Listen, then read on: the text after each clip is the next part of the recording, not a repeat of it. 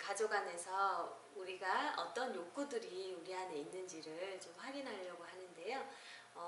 가족들끼리 대부분 욕구들이 있어요. 그런데 내가 이 욕구를 잘 표현하기가 조금 훈련을 좀 안 받아서 그리고 표현하는 부분을 어려워하는 경우가 있는데, 그리고 내가 이 욕구를 내가 갖는 이 욕구를 상대도 있을 거라고 생각하는 부분이 있어요. 그러다 보니까 서로 욕구가 다르고, 그 욕구는 지금 현재 우리 안에서 서로 계속 무의식적으로 요구되는 부분들이 있는데요.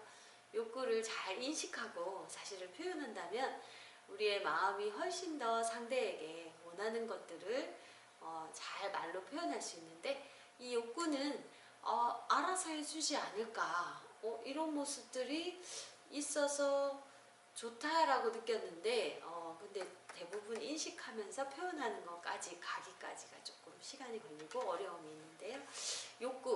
욕구는 대부분 이제 어렸을 때 내가 좀 충족하고 싶었던 부분들, 그리고 충족이 충분히 되지 않았던 것들이 이제 내가 결혼하고 이제 내가 어른이 되어서 내 안에서 무의식적으로 이 욕구가 내가 자녀에게 해주기도 하고 타인에게 해주기도 하는 모습들을 좀 보이고 있는데요.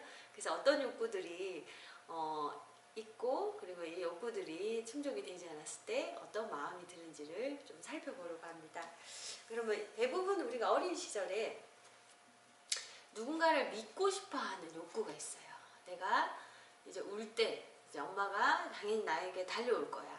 그리고 내가 이렇게 할 때 이제 엄마가 나에게 어떻게 해줄 거야. 부모를 통해서 우리는 믿음이라는 거를 갖게 돼요. 그러니까 믿음과 그 다음에 이제 우리가 어렸을 때 의지하는 마음, 의존하는 마음을 갖게 돼요. 당연하죠. 우리가 아이들은 누군가를 의존하고 믿고 싶어 하는 부분이 있어요. 그런데 의존하고 믿음에 대한 어떤 불신들이 생길 때 우리 안에 계속적으로 끊임없이 누군가를 믿고 의지하고 싶다라는 욕구가 내 안에 있을 수 있어요. 인간이 가장 중요하게 생각하는 어떤 욕구들인데요. 그럴 때 우리는 안정감을 느껴요. 그래서 누군가를 믿고 의지할 때 내 마음에 정서적으로 안정감을 느끼는데, 사실은 어떻게 저 사람을 어떻게 믿을 수 있어요? 난 저 사람 못 믿겠어요. 라고 특히 믿음에 대한 불신과 그런 마음에 대한 불안들이 있다면 생각보다 이제 관계를 맺고 사람들과 지내는 부분들을 좀 어려워하는데, 또는 너무너무 믿고 싶어서 이 사람이 믿음이 가는 행동들을 할 때 너무 믿음이 가서 믿고 싶어서 그 사람을 과하게 의지한다든가, 그 다음에 믿었다가 또는 배신을 당하거나 사기를 당하는 경우들도 우리가 있을 수 있는데요. 마음의 안정감은 내 심리적으로 누군가에게 기대고 의지를 했을 때 굉장히 편안하고 안정을 느낄 수 있는 건 우리 어린아이들이 부모에게 그냥 한없이 기대고 편안하게 느꼈을 때 아이들이 안정감을 느낄 수 있는데요. 이런 부분들에 대한 욕구가 잘 충족이 되지 못하면 이제 어른이 되어서도 믿음에 대한 안정감이나 그다음에 누군가를 의지하고 신뢰하는 마음들이 어려움을 겪고 있는 부분들이 있는데요. 이게 타인에게 갖는 욕구 중에 좀 가장 많이 있는 욕구로 좀 나와 있는데, 그럼에도 불구하고 우리는 사람마다 욕구가 조금 다양한 부분들이 있어요. 그리고 또는 내 자신에게는 돈이 있었으면 좋겠다. 그리고 힘이 있었으면 좋겠다. 내가 이제 힘이 있고, 그 다음에 돈이 있고, 그리고 확실한 힘을 갖고, 그 다음에 돈을 벌었으면 좋겠다. 그래서 내 자신에게는 힘을 내고, 돈을 벌고, 이런 욕구들을 우리가 좀 많이 옛날 시대적으로 정서적으로 안정을 취하지 못하면서 누군가를 믿고 그 다음 편안하게 의존했던 경험들이 없을수록 인간은 좀 더 힘을 내려고 하는 욕구들이 좀 많이 보이는 것 같아요. 그게 이제 50대, 40대 사람마다 다양하지만 때로는 그 사람에게 갖고 있는 정서적인 부드러움이 있음에도 불구하고 이 욕구들이 힘을 내고 돈을 벌고 그리고 확실하게 해야 한다라는 거를 더 많이 보이면서 내 자신에게는 내가 이렇게 해야 된다라는 기준들과 욕구들을 펼치면서 돈을 벌고 규칙적으로 확실하게 하면서 뭔가를 하고 있고, 뭐 즐기거나 그다음 다른 것들을 하거나 이런 부분들에 대해서 부족한 부분들이 많이 있는데, 이 욕구는 어렸을 때 내가 이게 있었다면 좀 더 편안하고 좀 안정적이지가 않았을까라고 생각하는 부분들이 있어요. 누군가를 믿고 의지하고 싶었는데 갈등 관계가 있고 돈이 없어서 갈등이 생기고, 그다음 믿음이 없고 또 의지할 수 없는 상황들이 생기고 안정을 취하지 못하는 그런 모습을 통해서 나는 힘을 가져서 우리 집의 좀 더 편안한 구조로 가지면 좋겠다라고 생각하는 욕구들이 사실은 많이 있더라고요. 그래서 내가 어떤 욕구가 있는지, 내가 어떤 것들을 충족하면서 그 배우자와 그 자녀에게 좀 하려고 하는지, 이런 부분들이 있는데, 원하는 욕구가 있고 원하는 욕구가 잘 충족이 되지 않을 때는 우리는 감정을 느껴요. 감정은 뭐 때로는 이제 뭐 외롭다, 뭐 믿음을 갖고 누구를 의지하지 못할 때 외롭다, 뭐 불편하다, 그 다음에 실망스럽다, 뭐 이런 뭐 미안하다, 뭐 이런 감정들을 갖고, 그 다음에 이제 확실하게 내가 돈을 벌고 뭔가를 해야 하는데 그런 것들을 잘 못할 때는 불안하고 걱정되고 답답한 마음을 갖거나 또는 짜증내는 그런 감정들을 갖게 돼요. 그래서 원하는 게 있고 원하는 게 잘 되지 않았을 때는 우리는 감정을 느끼는데요. 그 감정을 다시 느끼고 다시 또 원하는 것들을 하기 위해서 열심히 노력하려고 또 욕구를 충족하기 위해서 애쓰고 그러는 우리의 마음들이 계속 사이클처럼 돌아가는데, 어떻게 보면 세트예요. 원하는 게 있고 원하는 게 잘 되지 않았을 때 감정을 느끼고, 근데 이 감정을 도대체 어떻게 해야 됩니까? 라는, 이 감정은 못 느끼게 해야 되잖아요. 감정이 있으면 못 올라오게 하거나 또는 없애기 위해서 본인 안에 감정을 자꾸 참아버려요. 그러다가 우리는 폭발하는 경우들이 많은데요. 감정은 인식하고 공감해 주는 게 굉장히 중요하고, 내가 어떤 욕구가 있는데 이 욕구가 충족이 되지 않아서 누군가와 믿음을 갖고 안정적으로 지내고 싶은데 이런 것들이 잘 되지 않으니까 네가 되게 외롭구나, 그리고 불안하구나, 그리고 이렇게 믿음이 없으니까 상대에 대해서 걱정이 되는구나 라고 인식하면서 내 감정을 좀 공감을 해준다면 내 안에 있는 이 감정이 조금 진정이 될 수 있어요. 그런데 우리는 감정을 참고, 그리고 감정을 내가 없애야 된다라고만 생각하는데 잘 안 없어져요.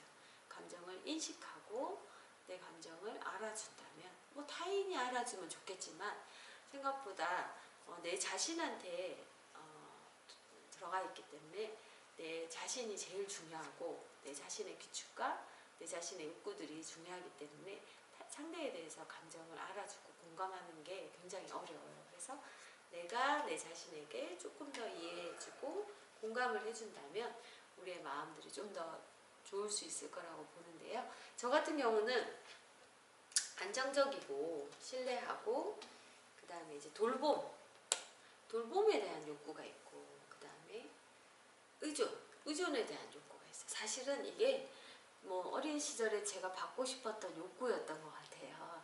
그런데 제가 이제 성인이 되면서 어느 정도 힘이 가지면서 타인에게 끊임없이 해주려고 했던 마음이었어요. 그래서 제가 받고 싶었던 거를 타인에게 끊임없이 해주면서 믿음을 갖도록, 그래서 어떻게 보면 나를 믿어하는 사람을 굉장히 좋아하고, 그리고 그 사람을, 연약한 사람을 돌보려고 하는 욕구가 있고, 그 다음에 누군가가 나를 의지하게 만드는 그런 욕구들이 있었더라고요. 그러면서 그가 안정을 취하는 게 마치 나의 안정인 것처럼 굉장히 이렇게 힘을 발휘하면서 그를 도와주는 그 역할들을 좀 많이 하면서 살았는데요.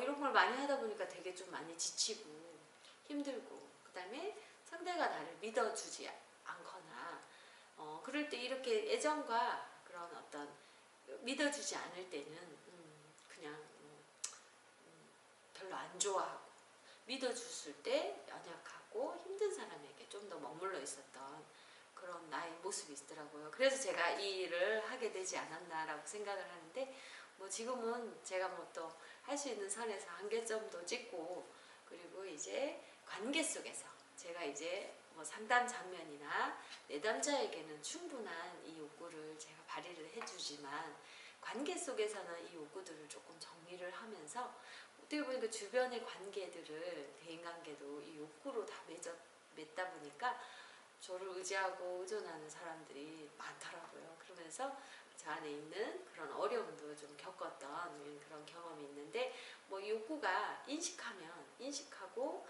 내가 그래서 내가 이런 것들이 있구나. 그래서 이걸 내가 참 좋아했구나 라고 나를 이해하고 인식하는 부분들이 굉장히 중요하고요. 그리고 타인에게는 제가 어떤 것들을 바랬냐면 규칙적이고